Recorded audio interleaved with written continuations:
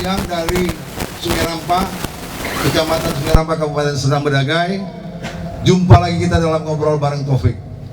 Demokrasi menjamin rakyat dapat menyampaikan aspirasinya. Namun terkadang media penyampaian itu sangat terbatas. Sehingga DPRD sebagai lembaga perwakilan rakyat dituntut menjalankan fungsinya dalam menyerap aspirasi rakyat dalam kegiatan yang disebut reses. Reses ini dalam bahasa asingnya diterjemahkan dalam bahasa Indonesia itu artinya libur. Jadi anggota DPR ini libur, Pak. Libur datang untuk menjumpai masyarakatnya. Mereka libur dari kegiatan di DPR. Jadi nanti kita akan mengikuti ngobrol bareng Taufik ini dengan Bapak Azmi Yuli Sitorus dari fraksi Gerindra. Assalamualaikum Pak Azmi. Waalaikumsalam. Dari reses ini bahkan ada tahapan-tahapannya sebelum menuju reses ini. Apa saja tahapan-tahapan yang dilakukan oleh Pak Azmi dalam rangka menuju reses ini, Pak? Baik, sebenarnya ini kan sudah dijadwalkan dari itu namanya yang sebagai anggota dewan kami ada raker rencana kerja. Dari raker itu bagaimana kami menyerap aspirasi daripada masyarakat. Selama ini kan kami melihat pemerintahan itu menganggarkan like in the slide ya. Apa namanya istilahnya, suka sama suka, tapi tanpa memperdulikan kebutuhan masyarakat untuk orang banyak. Jadi dengan adanya reses ini kita tampung pertemuan dengan masyarakat, kita serap. Tadi kan sudah saya sampaikan layak tidaknya ini untuk dianggarkan, kan gitu. Maksudnya persiapan dalam reses ini apa yang dilakukan, Pak? Apakah ada rapat-rapat dulu sebelumnya atau ada panitianya atau bagaimana?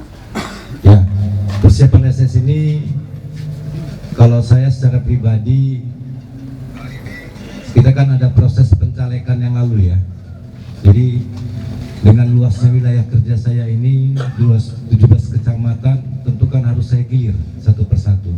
Jadi sejauh hari sebelum reses saya sudah menentukan tempat-tempat di mana alokasi yang akan saya kunjungi. Alhamdulillah sudah 2,5 tahun sudah sepertiga yang saya kunjungi untuk membuktikan janji-janji politik saya pada proses pemilu yang lalu. Tujuan reses ini apa, Pak? Tujuan reses ini untuk menampung aspirasi. Menampung aspirasi masyarakat. Nah, itu reses ini berapa kali dalam setahun dilakukan? Kami dalam setahun ada 3 kali. Setiap kali. pertemuan reses ada 10 pertemuan. 10. Berarti ada 30 kali. 30 kali pelaksanaan reses ini ya. Pelaksanaan reses. Nah, masyarakat kan menyampaikan aspirasinya kepada anggota dewan ya. Nah, apakah semua aspirasi masyarakat ini ditampung? Tidak juga. Bagaimana caranya? Kadang kebutuhan daripada masyarakat itu permintaannya kadang itu menjadi tanggung jawab desa, kabupaten, yang mana menjadi tanggung jawab provinsi, itulah yang kita bawa dan kita perjuangkan. Kadang juga kita tarik menarik di badan anggaran. Sistem tarik menariknya. Jadi gini, misalnya kewenangan kabupaten, kewenangan kecamatan, kewenangan provinsi. Masyarakat kan nggak ngerti nih, Pak. Ya. Kewenangan provinsi itu yang mana? Kecamatan itu yang mana? Seperti tadi yang disampaikan mengenai banjir. Itu kewenangan siapa? Sehingga masyarakat itu semua menyerbu kepada anggota dewan yang reses. Ya. Nah, jadi bagaimana itu, Pak? Baik, Pak. Makanya saya setiap reses itu harus hadir perangkat desa dan kecamatan supaya tidak jadi salah paham gitu. Ya, Bapak Ibu yang hadir di sini juga, setiap masyarakat itu bertanya, kalau memang tidak kewenangan provinsi, ya tetap kita sampaikan. Kalau memang kewenangan kabupaten, di saat kami pertemuan LKPJ nanti, namanya laporan keterangan pertanggungjawaban pemerintahan provinsi, di situ kami sampaikan kepada pemerintahan Kabupaten Serdang Bedagai gitu. Oh, disampaikan kepada pemerintah kabupaten juga Ya, itu. kalau dari unsur desa dan kecamatannya Ya. tidak menyampaikan, tidak berkoordinasi. Ya, artinya tidak kewenangan provinsi lah, disampaikan kepada kabupaten juga itu. Oh, jadi aspirasi yang diserap ini juga disampaikan juga sama pemerintah kabupaten ya. Sesuai dengan kewenangannya. Ya, yang sesuai dengan kewenangannya. Dari hasil reses Pak Azmi yang beberapa kali ini, 2,5 tahun ini, apa saja yang sudah Pak Azmi perjuangkan untuk masyarakat Kabupaten Serdang Bedagai ini dan Tebing Tinggi? Wah, itu cukup banyak sudah, Pak. Salah satunya? Salah satunya rumah tidak layak huni. Desember kemarin 50 penerima, 50 kakak penerima rumah tidak layak huni. Kemudian bantuan ternak bantuan rumah ibadah, madrasah, prasarana olahraga untuk menghindari dari remaja-remaja supaya jangan narkoba ya, terhindar dari narkoba. Minggu lalu kita juga baru memberikan bantuan bola voli kepada klub voli yang ada di desa Celawan di Kecamatan Parti Cermin. Itu uang pribadi atau memang uang pemerintah? Pemerintah. Pemerintah. Sesuai dengan pengajuan dari mereka yang kita serap setiap hasil dari reses. Hasil reses. Kemudian juga ada yang UMKM. Sekarang pemulihan dari pemerintah Provinsi Sumatera Utara itu dampak dari pandemi itu pemulihan ekonomi dan pertanian. Tadi Pak Azmi kan menyampaikan bahwa ada tarik menarik waktu mengajukan ini ke dalam anggaran. Ini bagaimana Pak Azmi mempunyai trik supaya apa yang ada aspirasi di masyarakat itu melalui Pak Azmi bisa goal? Ya, sebelum di rapat besar, anggota DPRD provinsi itu lebih kurang 100 orang. Berjumlah lebih kurang 100 orang. Yang duduk di badan anggaran itu ada 50 anggota dewannya. Saya sebelum rapat besar, saya lobby dulu dinasnya. Kemudian saya lobby lagi bapedanya, dapurnya, penyedia uangnya. Di situ kita kawal. Yang secara kebetulan juga ini mitra kerja saya.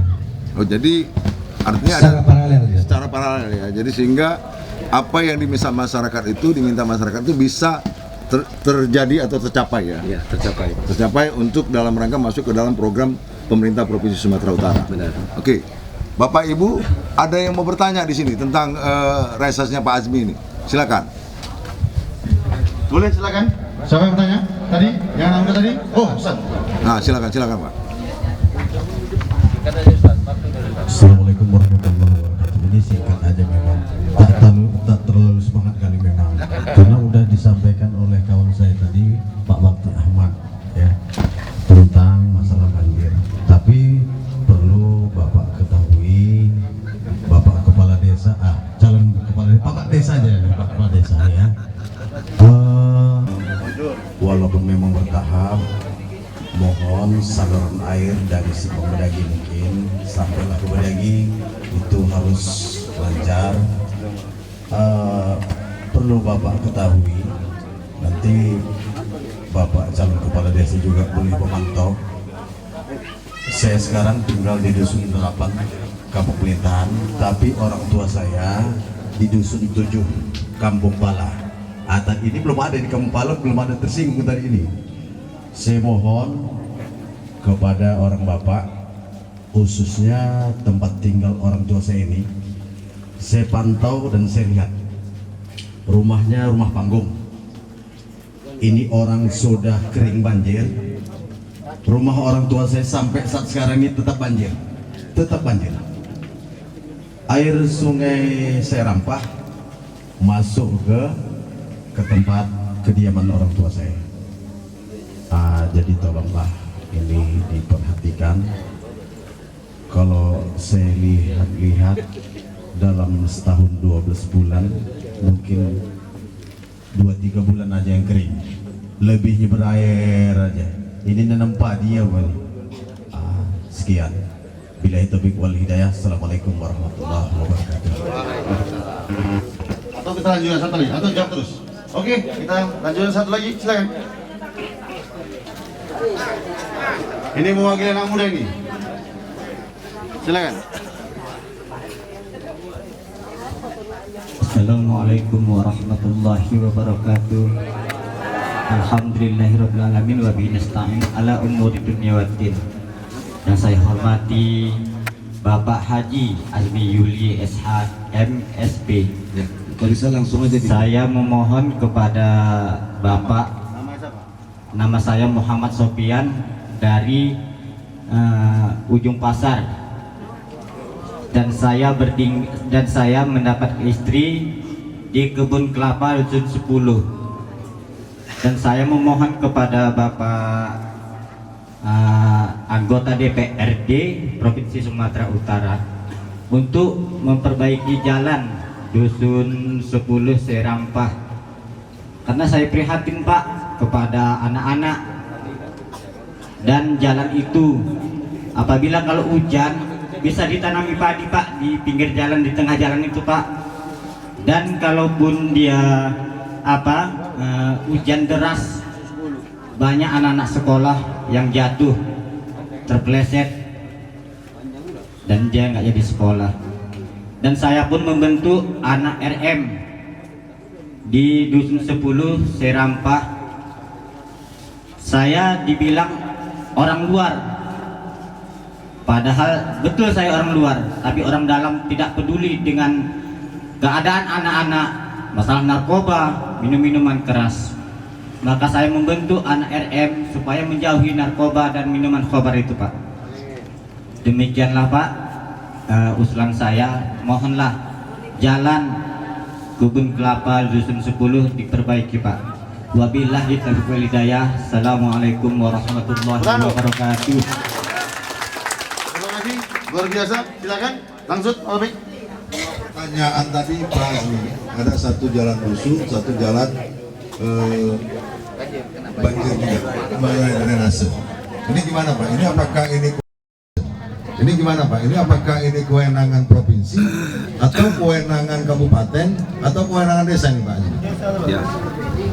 Baik, tadi dari Pak Sofyan ya yang bertanya, tadi kan sudah kita sampaikan Pak ya, bahasanya ini sudah menjadi skala nasional sebenarnya, tingkat pusat, daerah, dan kabupaten juga sudah tidak asing lagi dengan Sungai Serampah ini. Saya pikir kita tunggu saja. Saya ini sebagai masukan juga akan saya bahas nanti di dalam sidang paripurna DPRD Provinsi Sumatera Utara. Begitu juga dengan Dinda Sofyan ya. Ini kalau tadi mengenai jalan ya kita cek dulu Pak, apakah itu dari dana desa, kabupaten atau ini Pak. Ya, yang penting saya kemarin dengan pemerintahan provinsi diberi anggaran, saya tarik menarik dengan saran, saya koordinasi dengan kabupaten. Kemarin saya koordinasi dengan Pak Bupati, program beliau dalam 1 tahun menjabat untuk infrastruktur. Saya meneruskan dari program infrastruktur yaitu jalan lingkungan dan jalan usaha tani. Beliau setuju, makanya banyak kita kucurkan ke Kecamatan Serampah ini. Gitu, Pak. Jadi di daerah Serdang Bedage ini kan pada umumnya penghasilannya petani. Pak Azmi Yulistorus ini Komisi D yang membidangi infrastruktur, Komisi B yang membidangi pertanian ya. Nah ini bagaimana Pak Azmi melobi Komisi B ini untuk menampung aspirasi daripada petani? Ya, dikatakan melobi kalau melalui Komisi B ya tidak juga, karena masing-masing punya kepentingan Pak. Saya jalur patas saja Pak, langsung ke dinasnya, kemudian saya kunci di Bapedanya, masuk tidak gitu. Nanti di Banggar saya kawal lagi, kalau nggak masuk saya akan berteriak. Saya sangat kritis dalam rapat. Kalau nggak masuk, namanya kepentingan. Jadi walaupun pertanian, UMKM, infrastruktur bisa Pak Azmi ramu ya di DPRD ya. Insya Allah. Dalam rangka untuk menampung aspirasi masyarakat ini. Jadi ke depan apa yang harus Pak Azmi sampaikan kepada masyarakat ini dalam rangka pengembangan ekonomi di tingkat masing-masing desa. Ya, kalau saya pikir untuk pengembangan ekonomi di masing-masing desa ya ini sekarang memang dalam suasana pandemi, lagi mau pemulihan. Ya, kita di samping dari kucuran biaya dari pemerintah ya gimana yang mau kita bilang kan? Saya juga nggak bisa secara memberikan harapan kepada masyarakat, tapi ya kita sama-sama. Ya kalau memang dia petani kita bantu, ya kan? Kalau dia pedagang ya kita ada UMKM, banyak program dari pemerintahan Provinsi Sumatera Utara. Sepanjang ya masyarakatnya juga kalau bisa mendukung, jangan kayak masyarakat dalam serima mau terima bersih tanpa didukung oleh surat permohonan dari perangkat dusun dan desa dan kecamatannya gitu. Seperti di desa Kecamatan Bandar Kalipa itu ada Sungai Padang yang sudah terkikis. Kita menurunkan BWS kemarin, tapi mereka tidak mau turun kalau tidak ada surat dukungan dari masyarakatnya gitu. Itu yang tidak mereka mau. Saya harapkan khususnya kepada masyarakat desa Serampah ini ya kita bersinergi, apalagi kalau ketua calon kepala desanya Pak Jono nanti ke depan. Ya baiklah, terima kasih Pak Azmi Yulistorus. Kita udah ngobrol bareng. Satu yang perlu diingat Bapak Ibu sekalian dalam rangka pemilihan umum dan pilkada ini atau pil desa, carilah orang-orang yang berkualitas dan jangan duit Pak. Kalau duit mungkin Pak Azmi kemarin nggak akan kembali kemari karena beliau bilang udah saya bayar, untuk apalagi saya datang ke tempat mereka. Jadi Bapak Ibu, kuncinya satu adalah dalam rangka pemilihan ini jangan lagi kita berpikir duit, tapi berpikirlah untuk kemajuan umat, kemajuan masyarakat. Demikian, terima kasih, sampai jumpa lagi dalam ngobrol bareng Taufik. Assalamualaikum warahmatullahi wabarakatuh.